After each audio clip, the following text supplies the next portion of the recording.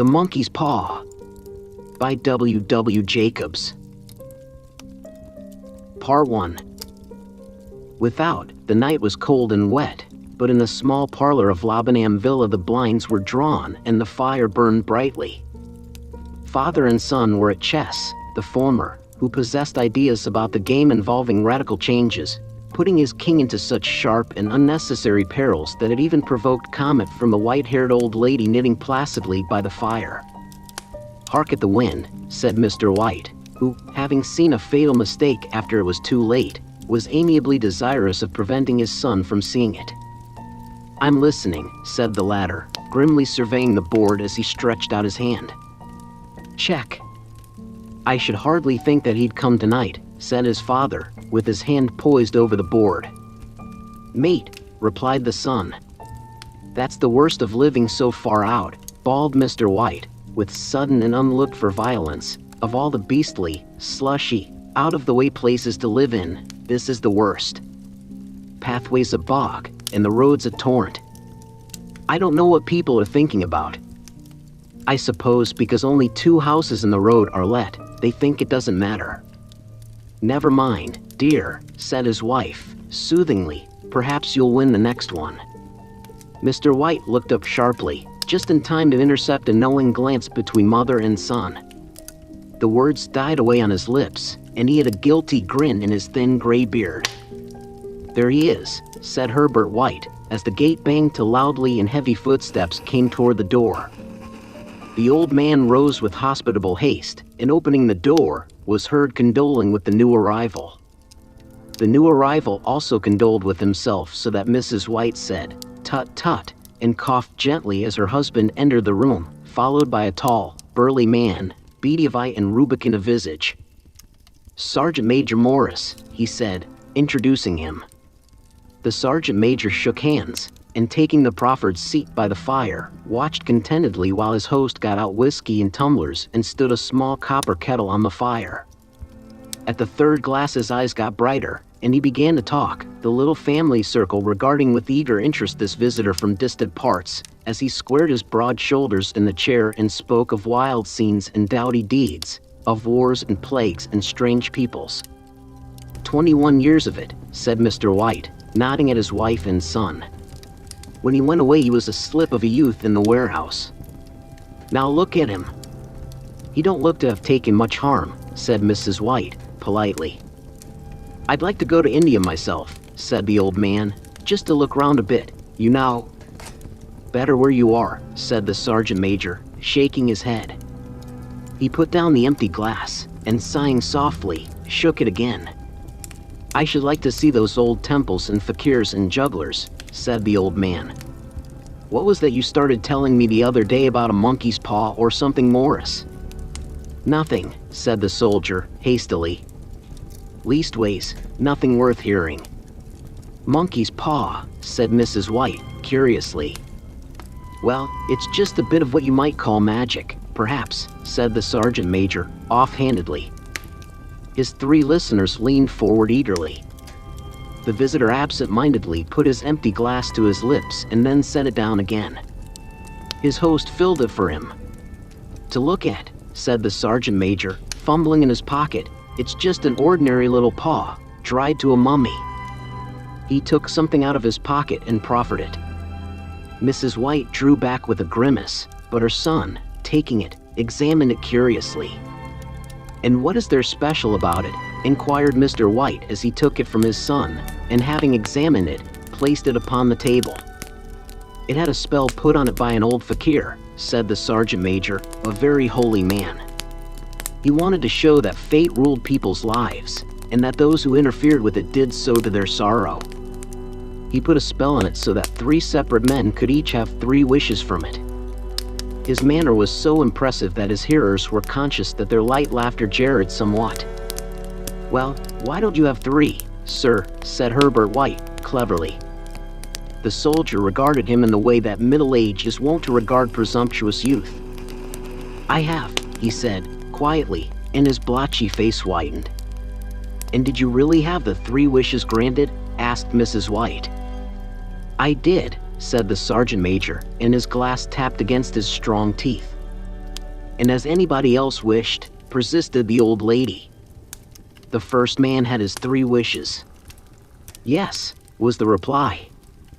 I don't know what the first 2 were, but the third was for death. That's how I got the paw. His tones were so grave that a hush fell upon the group. If you've had your 3 wishes, it's no good to you now, then, Morris, said the old man at last. What do you keep it for?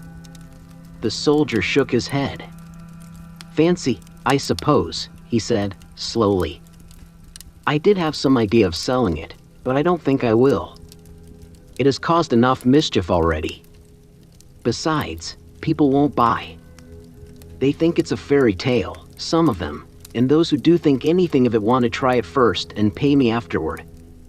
If you could have another 3 wishes, said the old man, eyeing him keenly, would you have them?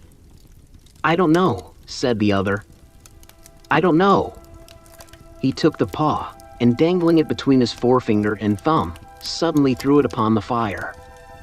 White, with a slight cry, stooped down and snatched it off. Better let it burn, said the soldier, solemnly. If you don't want it, Morris, said the other, give it to me. I won't, said his friend doggedly. I threw it on the fire. If you keep it, don't blame me for what happens. Pitch it on the fire again like a sensible man. The other shook his head and examined his new possession closely. How do you do it? He inquired. Hold it up in your right hand and wish aloud, said the sergeant major, but I warn you of the consequences. Sounds like the Arabian Nights, said Mrs. White, as she rose and began to set the supper. Don't you think you might wish for 4 pairs of hands for me? Her husband drew the talisman from pocket, and then all 3 burst into laughter as the sergeant major, with a look of alarm on his face, caught him by the arm. If you must wish, he said gruffly, wish for something sensible. Mr. White dropped it back in his pocket and, placing chairs, motioned his friend to the table. In the business of supper, the talisman was partly forgotten, and afterward the 3 sat listening in an enthralled fashion to a second installment of the soldier's adventures in India. If the tale about the monkey's paw is not more truthful than those he has been telling us, said Herbert, as the door closed behind the guest, just in time for him to catch the last train, we shan't make much out of it. Did you give him anything for it, father? Inquired Mrs. White, regarding her husband closely. A trifle, said he, coloring slightly. He didn't want it, but I made him take it. And he pressed me again to throw it away. Likely, said Herbert, with pretended horror. Why, we're going to be rich, and famous, and happy. Wish to be an emperor, father, to begin with, then you can't be henpecked. He darted round the table, pursued by the maligned Mrs. White armed with an antimacassar. Mr. White took the paw from his pocket and eyed it dubiously. I don't know what to wish for, and that's a fact, he said, slowly. It seems to me I've got all I want. If you only cleared the house, you'd be quite happy, wouldn't you? Said Herbert, with his hand on his shoulder. Well, wish for 200 pounds then, that'll just do it. His father, smiling shamefacedly at his own credulity, held up the talisman, as his son, with a solemn face, somewhat marred by a wink at his mother, sat down at the piano and struck a few impressive chords. I wish for 200 pounds, said the old man distinctly. A fine crash from the piano greeted the words, interrupted by a shuddering cry from the old man. His wife and son ran toward him. It moved, he cried, with a glance of disgust at the object as it lay on the floor. As I wished, it twisted in my hand like a snake. Well, I don't see the money, said his son as he picked it up and placed it on the table, and I bet I never shall. It must have been your fancy, father, said his wife, regarding him anxiously. He shook his head. Never mind, though, there's no harm done, but it gave me a shock all the same. They sat down by the fire again while the 2 men finished their pipes. Outside, the wind was higher than ever, and the old man started nervously at the sound of a door banging upstairs.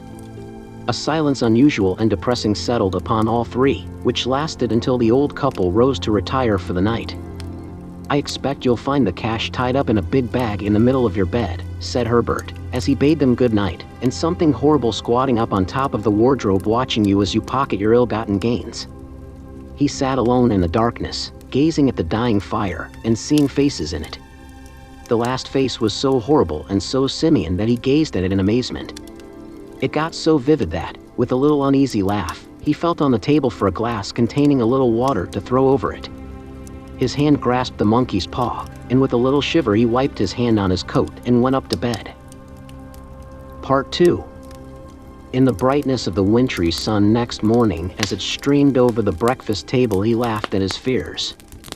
There was an air of prosaic wholesomeness about the room which it had lacked on the previous night, and the dirty, shriveled little paw was pitched on the sideboard and with a carelessness which betokened no great belief in its virtues. "I suppose all old soldiers are the same," said Mrs. White. "The idea of our listening to such nonsense. How could wishes be granted in these days?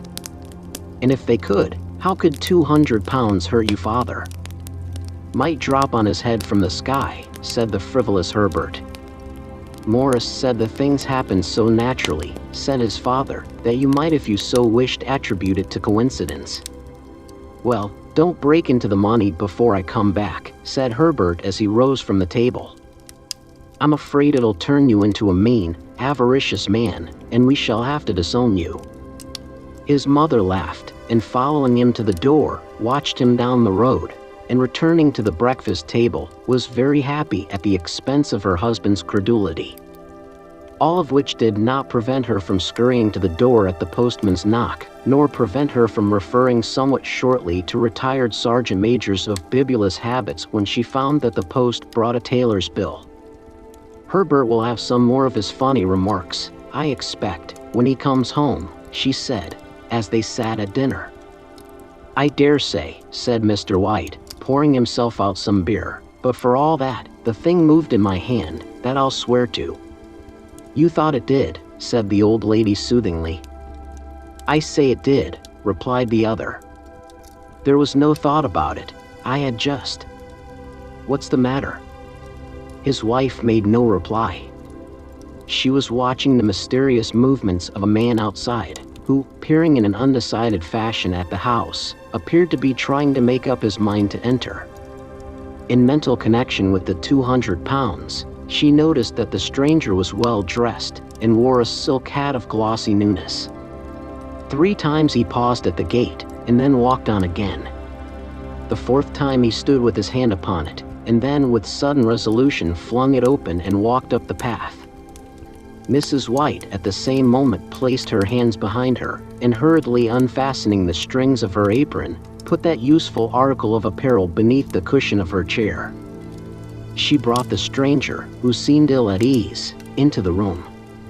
He gazed at her furtively, and listened in a preoccupied fashion as the old lady apologized for the appearance of the room, and her husband's coat, a garment which he usually reserved for the garden.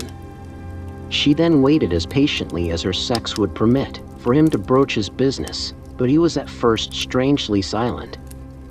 "I was asked to call," he said at last, and stooped and picked a piece of cotton from his trousers. "I come from Ma and Megan's." The old lady started. "Is anything the matter?" she asked, breathlessly. "Has anything happened to Herbert?" "What is it? What is it?" Her husband interposed. There, mother," he said, hastily. "Sit down, and don't jump to conclusions. You've not brought bad news, I'm sure, sir," and he eyed the other wistfully. "I'm sorry," began the visitor. "Is he hurt?" demanded the mother, wildly. The visitor bowed in assent. "Badly hurt," he said, quietly, "but he is not in any pain." "Oh, thank God," said the old woman, clasping her hands. "Thank God for that. Thank—" She broke off suddenly as the sinister meaning of the assurance dawned upon her, and she saw the awful confirmation of her fears in the other's averted face. She caught her breath, and turning to her slow-witted husband, laid her trembling old hand upon his. There was a long silence. "He was caught in the machinery," said the visitor at length in a low voice. caught in the machinery," repeated Mr. White, in a dazed fashion. "Yes." He sat staring blankly out at the window, and taking his wife's hand between his own, pressed it as he had been wont to do in their old courting days nearly 40 years before. "He was the only one left to us," he said, turning gently to the visitor. "It is hard." The other coughed, and rising, walked slowly to the window. "The firm wished me to convey their sincere sympathy with you in your great loss," he said, without looking around. "I beg that you will understand I am only their servant and merely obeying orders." There was no reply. The old woman's face was white, her eyes staring, and her breath inaudible. On the husband's face was a look such as his friend the sergeant might have carried into his first action. "I was to say that Ma and Megan's disclaim all responsibility," continued the other. "They admit no liability at all, but in consideration of your son's services, they wish to present you with a certain sum as compensation." Mr. White dropped his wife's hand, and rising to his feet, gazed with a look of horror at his visitor.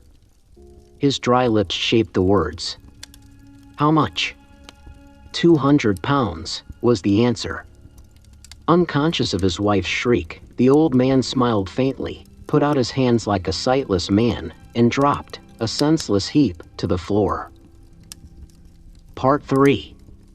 In the huge new cemetery, some 2 miles distant, the old people buried their dead, and came back to a house steeped in shadow and silence. It was all over so quickly that at first they could hardly realize it, and remained in a state of expectation as though of something else to happen, something else which was to lighten this load, too heavy for old hearts to bear. But the days passed, and expectation gave place to resignation, the hopeless resignation of the old, sometimes miscalled, apathy. Sometimes they hardly exchanged a word, for now they had nothing to talk about, and their days were long to weariness. It was about a week after that the old man, waking suddenly in the night, stretched out his hand and found himself alone. The room was in darkness, and the sound of subdued weeping came from the window. He raised himself in bed and listened. "Come back," he said, tenderly. "You will be cold." "It is colder for my son," said the old woman, and wept afresh. The sound of her sobs died away on his ears. The bed was warm, and his eyes heavy with sleep. He dozed fitfully, and then slept until a sudden wild cry from his wife awoke him with a start. "The paw!" she cried wildly. "The monkey's paw!" He started up in alarm. Where is it? What's the matter?" She came stumbling across the room toward him. "I want it," she said, quietly. "You've not destroyed it." "It's in the parlor, on the bracket," he replied, marveling. "Why?" She cried and laughed together, and bending over, kissed his cheek. "I only just thought of it," she said, hysterically. "Why didn't I think of it before?" "Why didn't you think of it?" "Think of what?" he questioned. "The other 2 wishes," she replied, rapidly. "We've only had one." "Was not that enough?" he demanded, fiercely. "No," she cried, triumphantly, "we'll have one more. Go down and get it quickly, and wish our boy alive again." The man sat up in bed and flung the bedclothes from his quaking limbs. "Good God, you are mad!" he cried, aghast. "Get it," she panted, "get it quickly, and wish, oh, my boy, my boy." Her husband struck a match and lit the candle. "Get back to bed," he said, unsteadily. "You don't know what you are saying." "We had the first wish granted," said the old woman, feverishly. "Why not the second?" "A coincidence," stammered the old man. "Go and get it and wish," cried his wife, quivering with excitement. The old man turned and regarded her, and his voice shook. "He has been dead 10 days, and besides I would not tell you else, but I could only recognize him by his clothing." "If he was too terrible for you to see then, how now?" "Bring him back," cried the old woman, and dragged him toward the door. Do you think I fear the child I have nursed?" He went down in the darkness and felt his way to the parlor and then to the mantelpiece. The talisman was in its place, and a horrible fear that the unspoken wish might bring his mutilated son before him ere he could escape from the room seized upon him, and he caught his breath as he found that he had lost the direction of the door. His brow cold with sweat, he felt his way round the table and groped along the wall until he found himself in the small passage with the unwholesome thing in his hand. Even his wife's face seemed changed as he entered the room. It was white and expectant, and to his fears seemed to have an unnatural look upon it. He was afraid of her. "Wish," she cried in a strong voice. "It is foolish and wicked," he faltered. "Wish," repeated his wife. He raised his hand. "I wish my son alive again." The talisman fell to the floor, and he regarded it fearfully. Then he sank trembling into a chair as the old woman, with burning eyes, walked to the window and raised the blind. He sat until he was chilled with the cold, glancing occasionally at the figure of the old woman peering through the window. The candle end, which had burned below the rim of the china candlestick, was throwing pulsating shadows on the ceiling and walls, until, with a flicker larger than the rest, it expired.